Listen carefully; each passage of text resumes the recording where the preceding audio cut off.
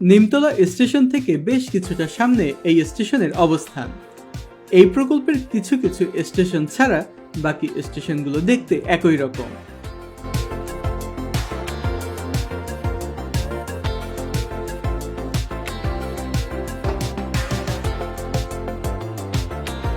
শ্রীনগর স্টেশনের কাজটি প্রায় শেষ। এই স্টেশনে পার্কিং এর জন্য স্থান রয়েছে।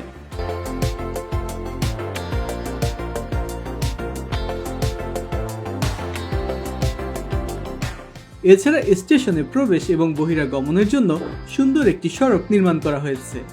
জানা গিয়েছে ঢাকা থেকে যশোর ট্রেন চালু হলে এই স্টেশনগুলো খুলে দেওয়া হবে।